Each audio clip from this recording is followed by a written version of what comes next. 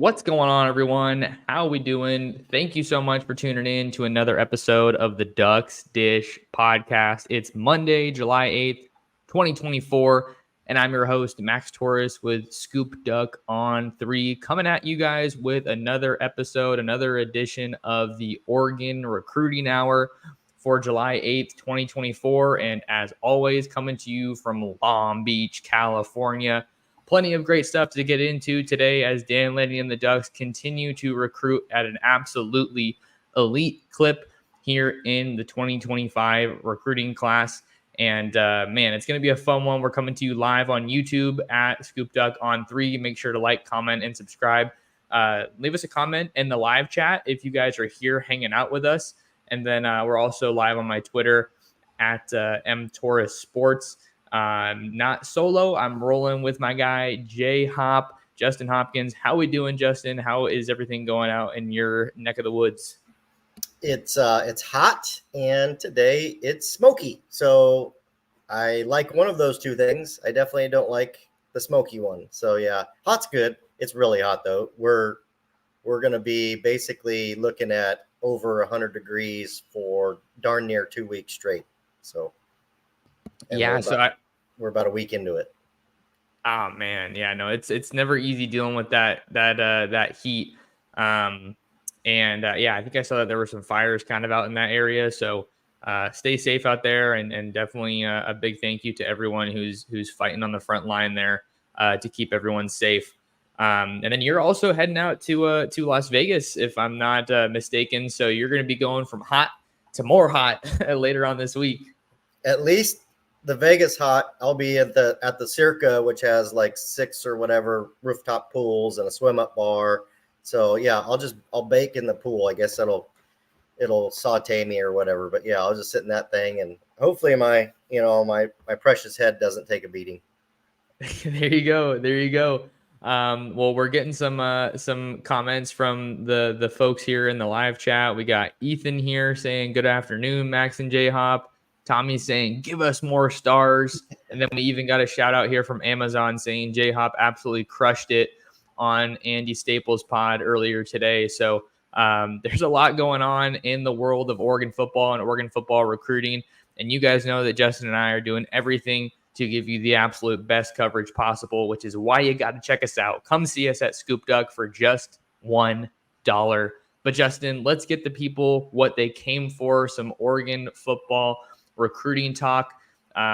Seems like it's slowed down a little bit since that big run of commitments, but not to the surprise of anybody. Shouldn't surprise anybody. There are, again, a lot of 5 stars in the headlines. So maybe we can kind of just start this one off with my latest RPM that I logged this morning for Oregon with 5-star Galveston, Texas safety Jonah Williams. He is one of the very best defensive backs in the entire country. I believe he's the number 1 safety according to On3, which just dropped new rankings today. So we can kind of get into that one a little bit. I think that one is one that I've been waiting to make for a little bit, but I wanted to do some more digging, and I had some more calls over the weekend that basically indicated confidence on Oregon's end. And that's kind of why I'm feeling good. The intel right now is favoring the Ducks, but I will also say that this is a little bit of a fluid recruitment because we don't even know if this guy's going to end up going to college because he's such a talented baseball player. And I think that that's something to keep an eye on. Yeah, it is. It's, it's a great pick, and also it just went away, but hey, Rob, I see that you're watching. I know you're a big supporter. There he is. He's back, Rob. Always, my guy's always giving me some advice. But no, in the case of Jonah Williams, we've seen before where there have been 2 sport talented athletes, both in football and baseball, and because of the baseball draft and that they draft so many players, you're able to go and enter the baseball draft and start making some money. Now I just kind of wonder in the NIL era how that will transpire, because you're looking at somebody that could earn the same, if not more, playing college football as they would have, entering the MLB draft. Now, he's a potential, early round guy, first, second round. Those are decent contracts. So we'll just have to see how that plays out. Like you said, it could be something we'll have to revisit down the road. You got to feel like if Oregon's invested this much into Jonah Williams, they feel pretty good about him coming to play football. But again, I guess you never know, and that's why you just recruit him for now. But I love your pick. I think I said at least once or twice last week that I was really close to making my pick for Jonah Williams, and I think he's Oregon's to lose right now. And that's a big development because we've seen a couple other teams have been trending in this recruitment for Jonah Williams. I think Oklahoma was the early front runner. Then you have Texas A&M that was in the picture as well. And that was really the team that had the most talk, I would think, Justin, when I was in Nashville for On3 Elite. But the Ducks got him on campus just before On3 Elite back in May, and then they got him back on campus in late June for his potentially final, if not at least the most recent official visit. So I think that timing favors Oregon. You also have, for whatever it's worth, a little bit of a shakeup at Texas A&M with their head coach choosing to leave to lead the Longhorns not too far away at Texas A&M and College Station. So I think that's something that could also help Oregon. I know that when I previously spoke with Williams, he told me that Mark Wazikowski was personally involved in that recruitment and that they've had a lot of really good conversations, and he's been someone that he's been in frequent touch with. So we know Oregon needs safety help. And we also just saw Amarion Robinson out of Little Rock, Arkansas, commit to Oklahoma. And I think maybe some fans were bummed about that. But if you're missing, quote unquote, on an Amarion Robinson and you're getting Jonah Williams down the line, a 6'3", 200+ pound DB, I think you'll be pretty happy with where things shake out. Yeah, I think we've talked about it. Oregon probably wanted to sign 2 safeties in this class. And right now, you know what, they're looking at Jonah Williams potentially and Trey McNutt. And I think that's number 1 and number 2 or number 1 and 3 ranked safeties in the country. So, Amarion Robinson most years would be kind of a miss for, the Oregon staff. But with the way they're recruiting now, he's a really good player, and Oregon really liked Amarion Robinson. But the fact is that Trey McNutt and Jonah Williams are 5-stars, and he's not. So, I mean, it's just, do the math. Great player, great pickup for Oklahoma, but things are looking great there. I did a little bit of checking while you were talking, Justin, and it looks like Jonah Williams is the number 1 safety according to On3, and Trey McNutt is the number 2 safety in the country here in 2025. So you and I both have our picks on Oregon for Trey McNutt, and it seems like we've kind of both thought that the decision timeline could be coming, or decision could be coming sooner than later. And then Steve Wiltfong recently reported in the Wiltfong whip around that it looks like that decision timeline has some flexibility. Maybe it's trending towards coming in the summer. And I know that we've kind of talked about how Dan Lanning likes to line things up to capitalize on some momentum. I know I saw a question on ScoopDuck after I made this prediction, just on our message board, saying, "Hey Max, do you think that Trey McNutt and Jonah are gonna set decision dates, or are they just going to kind of pop out of the blue like Dorian Brew?" That rhymed very smoothly. But I think that they're probably going to set decision dates just because of where we're at in the recruiting calendar. I don't anticipate Oregon has another week like they did a couple of weeks ago, just because of where the numbers are at right now. But you never know. I could be wrong. Yeah, I think both McNutt and Williams are off the board by the end of July, probably worst case mid-August. But I think that they will set commitment dates, like you said. I think there will be an announcement on, either just on their own, Instagram, or it'll be on the On3 YouTube page or 24/7 page. I don't know, but I don't think those guys will start their, senior seasons uncommitted somewhere. So hopefully it's a nice run of 5-star commitments for Oregon in the month of July and August. Because they're looking to capitalize on some of this momentum after adding DeCorian Moore, who is, I think, one of, if not the highest recruit to ever commit to Oregon, highest rated recruit, I should say. So that just tells you what kind of an era we're at when it comes to the Ducks and the way that they're operating on the recruiting trail. So I think with where things are at, this is a pretty unprecedented time, seeing that Oregon's in a realistic spot with all of these 5-stars. But as of right now, I think Jonah Williams is the guy that I was ready to make that pick on and put the RPM in. But things could change. Basically, right now, I'm saying that Oregon's the team to beat, and I feel pretty good about that. Anything else you wanted to talk about with Jonah Williams before we move on to maybe our next topic or our next player? No, I think that's good. I think that should excite fans, and we have even more 5-stars to talk about, which is even funner.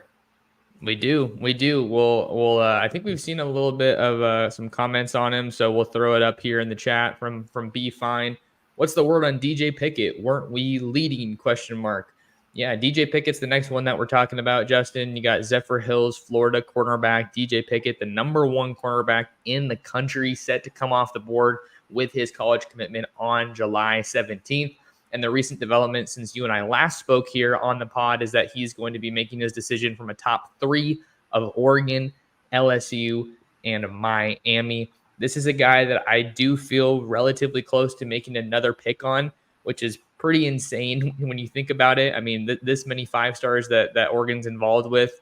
I'm not just trying to throw these picks out left and right willy-nilly. I'm making them because I think Oregon does legitimately have a chance to get the people that I'm predicting them for. And I think that Oregon is in an awesome spot with DJ Pickett, and it really looks like all signs are pointing towards Oregon leading as of right now, 9 days out from his decision.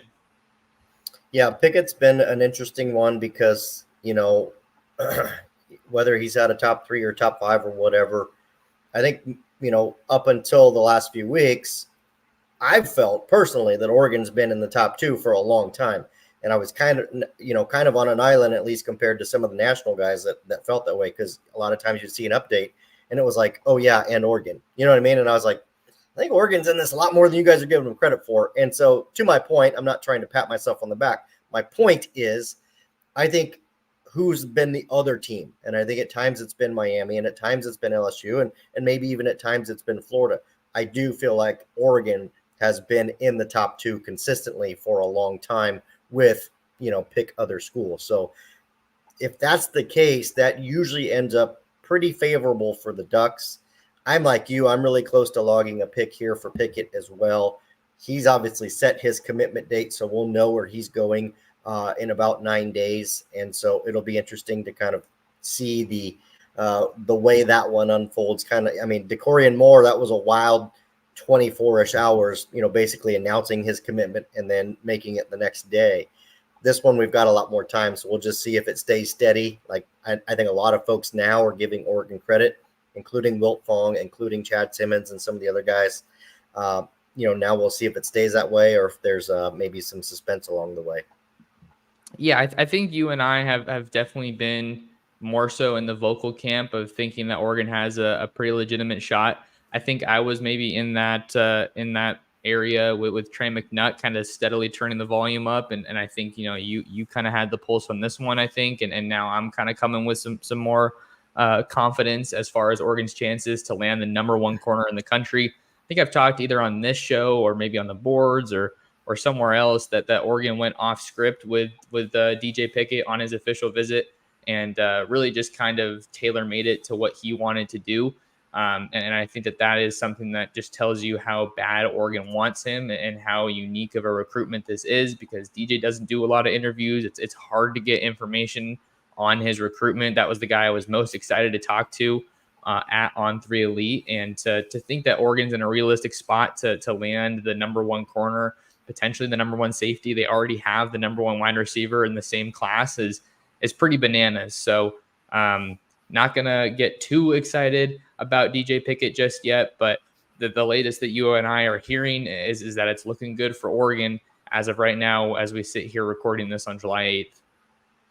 Well, and the thing about it, and I know I talked about this on the board, if I don't make a pick for Pickett in the next few days, probably this week, I probably won't make one because I'm not a big fan of doing it right before, like DeCorian Moore was one that, I kind of been given the, hey, we're all good, like an hour or two before his announcement. A couple of people asked me if I was going to log a pick. I mean, I feel bad. Like, yeah, it gives me some credit or whatever, but I try not to. But if I'm making a pick a week, 2 weeks or more in advance, then obviously it's more of like a gut feel versus like, hey, this is for sure. I know for sure he's coming, because we know that can change. One thing about Pickett, one thing about this class, one thing about these 5 stars, I talked about it on Andy Staples, which was a great show. He does a great job of kind of leading interviews. He's really talented at that. The one thing I will say, and what prompted this, is he said, hey, which 2024 guys do you expect to contribute at Oregon this year? And I really had to think hard about that question about, okay, who's going to step on the field and be maybe not a starter, but even a surefire contributor, is going to be in the 2 deep and play a lot from that 2024 class. And I really struggled to think of anybody that might break the 2 deep at anywhere right now. And not because they're not good. We know that was an elite class that Oregon signed, just because they're really deep with more experienced talent right now. Because now we got to look at that 2023 class and think, okay, the Amari Washingtons and some of these other guys are due to kind of step up and be bigger contributors. My point to that, and why we're talking about 25s, I think when you look at that 2024 class that Oregon signed, and you piggyback it with what we're looking at right now, and we're talking about DJ Pickett's and DeCorian Moores and Jonah Williams, these elite dudes, that right there puts Oregon on track to be really good for a long time, right? They're still going to have to recruit, and they're still need to get some guys from the transfer portal here and there. But you start looking at a 2024 class that will likely largely redshirt, that was uber talented, and then you're bringing in a bunch of 5 stars behind them at key positions. Like, Oregon's going to be really good for several years, and that's probably why I'm so excited about this class. We know Oregon's in really great shape early on with some 26s, but that 24 and this 25 class have the potential to really cement Oregon as a team to beat. I noticed that I know a lot of folks follow Josh Pate, does a great job on 24/7 Sports, and he did a real interesting segment that was, who are my top 15 teams for the next 3 years, right? Going to be combined on recruiting and record and all that stuff. And if I recall correctly, I think he had Oregon at number 4. So he's basically saying over the next 3 years, Oregon's going to be a top 5 school. I mean, that's pretty elite, and it comes through recruiting. And I think this 2025 class is going to be a catalyst for making that, 3-year window. A lot of good stuff there, Justin. Lots of good stuff. And I appreciate everyone that's here on the live stream. StreamYard's telling me we got 812 at the moment. So big props to you guys for showing out and showing some support. Make sure to like, comment, and subscribe to the channel. If you guys show the channel love, it will help us make ScoopDuck even better than it already is. And you know that we are super excited for the 2024 season. And this is the last full month without football in 2024. So thank goodness for that.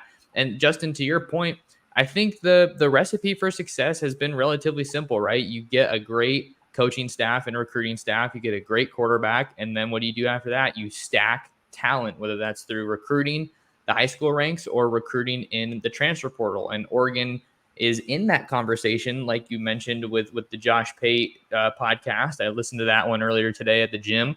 He does an awesome job. I think Oregon's in the mix for that because they're stacking classes year after year, and they have a great brand. They have a great on-field product. The whole city of Eugene is just so behind Oregon and pushing them forward that all this recruiting success doesn't seem like a huge shock, because it kind of feels like the perfect storm of everything going on. Like, you have people that are commenting on some of my tweets and some of my stories saying like Oregon could be 2022 Texas A&M level of recruiting, where they had like 6 or 7 5-stars. But I think it's a different deal because A&M was doing all of that with very little or a very unimpressive product on the field. And I think that's really what separates Oregon, or will separate Oregon moving forward, is that they are doing it on the field. They are sending guys to the league, and it's not just, strictly throwing money around like I think it kind of looks like it was with A&M. Well, there's 3 facets there, right? I mean, when you're, fighting to compete at the highest level, you got to recruit. You have to recruit, okay? Because if you don't recruit, almost anything else doesn't matter. And Chris Peterson at Boise State is kind of the outlier, right? Like, he did some tremendous things at Boise State with much less talented guys, but he was an elite coach, right? You look at, and that was my next thing. You have to recruit, you got to develop, you got to develop, and you got to coach. You got to do all three things. And I think, Boise State, now you look at that, obviously it wasn't sustainable, right? He's not there anymore. They don't recruit, nearly as good as the top 10 teams, of course. And so you look at Oregon, you feel pretty good about the recruiting now. I feel like there's good development. We're going to need another year or two to really kind of just be sure that the development is as strong as it needs to be at Oregon. I'm not questioning it. I'm just waiting to see a little bit more of a finished product, of a final product, so that we can say, hey, yeah, you know what, these guys are really good at developing. I think they are. I feel pretty good about it, but you got to be good at development, because that's what Alabama did, right? They recruited, they developed, and then Nick Saban surrounded himself with really good coaches. And I think you look at this Oregon coaching roster, and there's a bunch of young stars. They're really good. Will Stein's proven that he's a dude. And Chris Hampton has come in and elevated the defense. It's pretty clear that that's happened. And you look at all the pieces around them, and it's a really strong coaching staff. So, that's kind of the blueprint for success. Yes, you have the last key, which Oregon has, is NIL. We know you have to be at least competitive in NIL. Now, I know everybody wants to say Oregon's just throwing money at everybody and just buying players. They're not. They're competitive. I know I talked about this with the Andy Staples. Oregon is just really well organized from an NIL perspective, both in recruiting and both in the team. And I think more people will learn that as things go on, instead of kind of like, the bitter fans that lost out on player X at school X saying, oh, Oregon just bought them, Nike money. Well, yeah, that's part of it. They had to make a competitive offer, but I think people, families, recruits and their families look at Oregon like, man, it's not just, hey, here's X amount of dollars if you do commit and sign with Oregon. It's the stuff after. It's the way they build your brand. It's the way they help you, sell T-shirts or whatever the case might be. And I think that's what separates Oregon from a lot of schools. And I'm glad you made that point, Justin. I want to get to a little bit more on your Andy Staples appearance here in just a second, but when we're talking about NIL, and obviously Oregon is so heavily involved with that conversation because of Phil Knight, because of the Nike connection, that the easiest way that I would put it, and you kind of got into it, and Pate talked about it as well, it's one thing to have money. It's a whole nother thing to manage that money and be operating in lockstep, in cohesion, just everybody being on the same page. And that is so clearly what is happening at Oregon, and so clearly what is not happening at other schools. USC, I think, is an example. But at the same time, I'm not just pointing the finger at them for obviously having some kind of miscommunication or dysfunction at the very top of the athletic department, but also the on-field product. You have Caleb Williams just doing heroic things every week, but you're giving up 30, 35, 40 points a game, and you're not winning because your defense is just completely in just shambles, for lack of a better word. So I think I see the people that are saying that Oregon's just throwing money at players, but I really don't think that's all it is. NIL is certainly a part of the success that they're having right now, but they're managing it really well. And I think that it's pretty clear at this point that they have the best run or best organized NIL collective, if not top 3, top 5 in all of sports. And it's paying off. They're reaping the success of the brand that they've built and all the momentum that they've built on the field. Yeah. Oregon, Ohio State, Georgia, Bama, those are probably 4 of the more organized NIL collectives, and it shows. It shows in recruiting. I don't think anybody's sitting here saying Georgia or Bama has to buy these players with NIL, and they don't, right? I mean, they've won some championships. Like their on-field product. That's the difference, right? Their on-field product is speaking for themselves. I think USC is it's disorganized in terms of NIL, but B, you don't have that to your credit. Even Lincoln Riley doesn't outside of the quarterback position. You don't have the on-field, production to your credit. So, in order to go and get some of these guys, yeah, you're going to have to flat out buy them. Like you're going to have to make such an incredible NIL offer to offset the on-field production. And then, yeah, maybe those better players will help you win more games or make you look better on defense. But, I mean, Lincoln Riley is going to be a really unique case study because USC, here's the deal, and I've said this already, but there's no way that Oregon has more money than Texas. There's no way that Oregon, and I'm talking through NIL, has more money than USC. USC has a gazillion boosters if they figured out how to organize it. And then, but these guys aren't just going to sign over a check and say, yeah, I trust you to get player X or whatever the case might be. So, those are some of the biggest differences. Oregon is certainly competitive. I'm not pretending like they're coming for free. That's silly talk. But I also don't believe, I know that Phil Knight's not just sitting back there waiting for Dan Lanning or Tosh Lupoy or Will Stein to call and say, okay, how much do you need? He's not doing that. And the sooner these guys figure it out, because here's the way I see it. Texas A&M, a couple years ago when they signed that absolutely historic class, okay, they basically went through a bucket of money, bought all these dudes like they were the New York Yankees, right? No salary cap. It was baseball. You don't have to worry about salary. You could spend as much as you want, or you could be the Oakland A's and spend as little as you want, right? That was how that was treated. You're seeing the teams that, like Oregon, like Ohio State, and the others that are continuously recruiting at the top, treating it like an NFL organization where, hey, look, we only have so much here, and it could fluctuate a little bit, but there's a number that we're going to reach that we got to be done at. And so now we need to budget ourselves on position groups, players within that position group, and whatnot. And I think that's what makes Oregon pretty impressive, is that I said this on Andy, it's efficient, right? They're not buying five stars at safety just so they can sign five stars at safety. They got their eyes on two guys that they really want, they got a shot with, and they'll get them, and they won't waste a lot of money around them. And so, like I said, it's that organization and that roster management that makes Oregon set up for success and potentially winning a national championship, and then maybe getting closer into that blue blood conversation. Great stuff there, Justin, on the topic of NIL and how it impacts recruiting as it pertains to Oregon and some of the other heavyweights or storied programs in the sport. Want to take a quick second to give a big shout out and thank you to one of our sponsors here on the Ducks Dish podcast, and that is Ranchito Grill in Springfield. Not sure what you're doing for dinner tonight, but head on over to Ranchito at 1537 Mohawk Boulevard in Springfield. You got to try their homemade tortillas. They have great food, a great environment, and they will take care of you. Say what's up to my guy Ruben and let him know that Max Torres sent you. And as I read the ad, I have our guy Ruben here, who is a big time fan of the program, of the show, here with his comment saying, rare air for Oregon recruiting. Gotta love it. Shout out to my guy Ruben. He is one of the people that makes this show possible. And another thing before we kind of get into one of our last topics, Justin, maybe about 10 or so more minutes.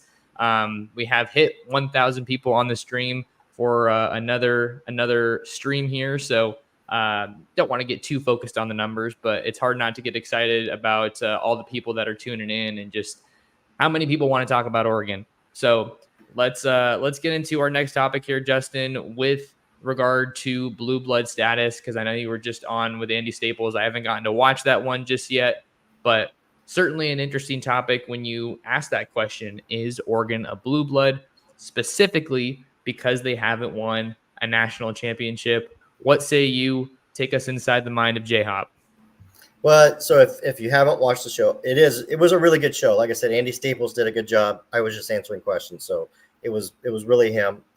But he had read my column, which I wrote about, Oregon being a blue blood or not being a blue blood, which in the article I said I didn't consider Oregon a blue blood in the article. And then I went on his show and I said the exact same thing. I don't consider Oregon a blue blood. To my surprise, Andy Staples says he thinks he does. So it was pretty interesting to hear his comments. And the real conversation became, I believe from a brand perspective, Oregon is a blue blood. That doesn't mean they're a blue blood. I just think that they're one of the most recognizable brands in college football. They are. You put the green O in front of damn near everybody, they know exactly what that is. They know what that is, right? And to me, and I'm talking about people outside of college football, like, yeah, we all know Like we all know what the burnt orange tea means. We know what some of these things mean.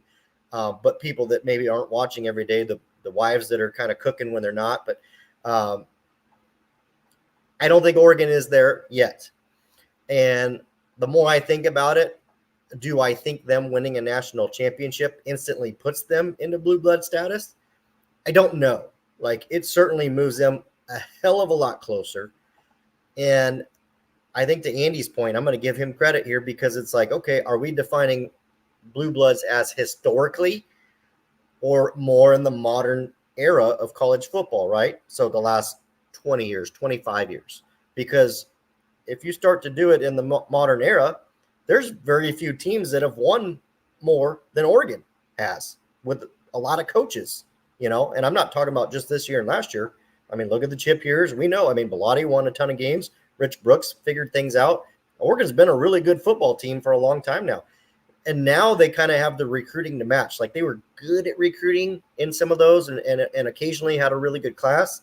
And now they're elite. Obviously, they're recruiting top 5 classes. So, like I said, we'll cross our fingers. If Oregon wins a national championship this college football season, do I instantly consider them a blue blood?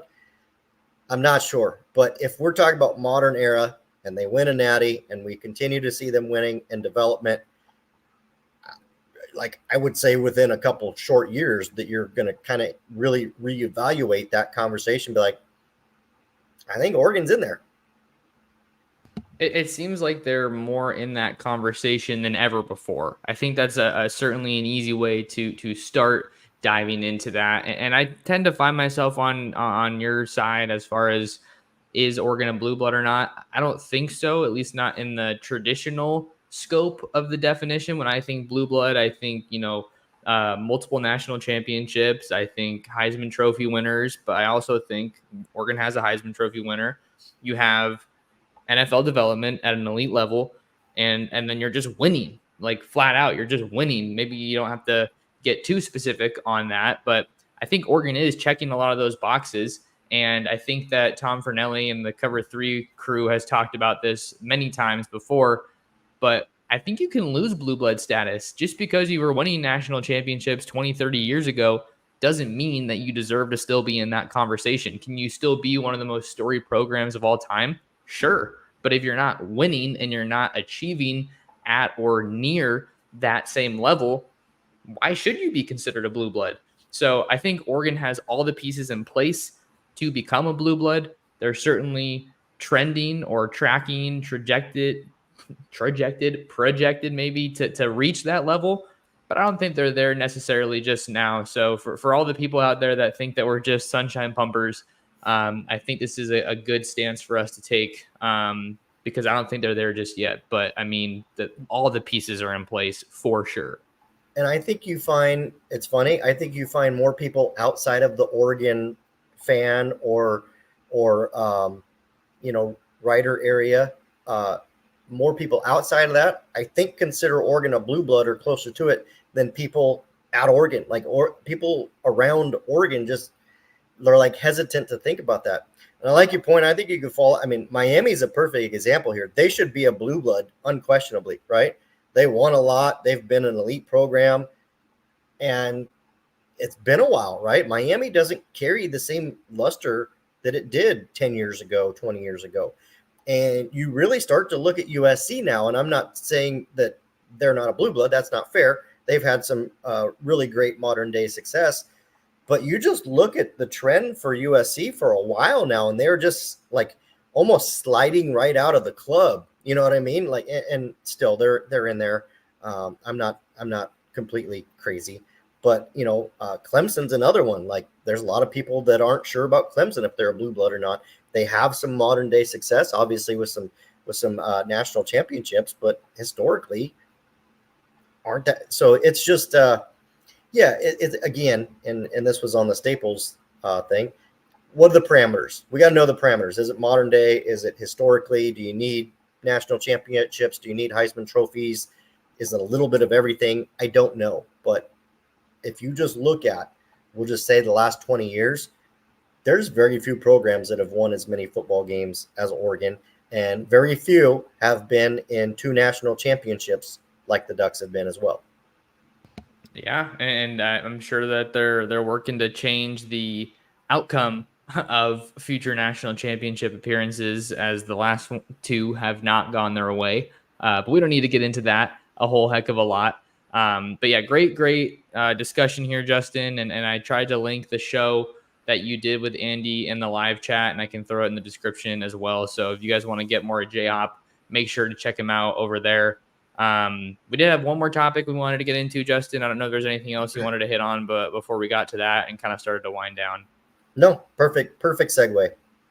All right, so the last topic that we wanted to kind of hit on today is definitely not a great one, but over the weekend, former Oregon cornerback Khyree Jackson passed away in a 3-car accident out in his home state of Maryland. He had just been drafted earlier this spring by the Minnesota Vikings in the 4th round, and really from everything we've heard and read and seen, he had done a lot to turn his life around and just try to get things going in the right direction. An infectious personality, and someone who was really trying to just put good energy out there is really kind of what it came down to. But that was definitely a super tragic development and story over the weekend. The police report said that they believed that alcohol might be a factor in that one. So just a message to everybody out there, get an Uber, get a Lyft, and don't put yourself or others in danger. But man, what a tragic story, because he was a phenomenal player and a great personality in the Oregon program. Yeah, you could see the instant outpouring, not only from Oregon players and coaches, but from Alabama players and coaches and former players reaching out. Just, it was a devastating news for everybody to kind of swallow, if you will. And just I mean, there's never, as a parent myself, I instantly think of his parents and the family close to him, because the thought of me, having to bury one of my children, like it scares the death out of me. So I can only imagine what the family's going through, the family of everyone involved, not just Khyree Jackson. There was a lot of young men there that, unfortunately lost their lives. And it's a sad, sobering moment, if you will. We got the Spencer Webb news a couple years ago, and that was a tough one for a lot of people to work through. Much like Spencer, it feels like Khyree had the same energy, like you said, walk into a room and have a big smile, and then you're smiling, and everybody's happy to see that person that walks in smiling and makes your day better. And it could have been, for 5 minutes or 5 hours, whatever the case might be. Those are the people that really just kind of elevate the world. And I don't mean the college football world or the football world. I mean just elevate the world in general. So, it sucks to lose those kind of souls and see, young people gone way too soon. But we had, great job bringing it in. We needed to mention it. And again, hopefully a lesson learned, maybe if it's drunk driving or whatever the case was. Hopefully it can just get better. Yep. Well, you hate to end it on kind of a sour note or a sad note, but we definitely just wanted to send our thoughts and prayers to Khyree and his family and everybody involved in that tragic accident. But I think that's going to do it for us, Justin, on today's episode of the pod. Really appreciate you guys tuning in and your continued support. I'm going to be heading off for a little vacation tomorrow, so Justin and I are kind of working behind the scenes to see if we can set up a very special guest to join us on an upcoming future episode of the pod. So just hang in there with us. Hopefully we can get it coordinated and get that up there. But I think it's one that you guys will really, really like. But thank you again for tuning in, and make sure to tune in to the next episode of the Ducks Dish podcast.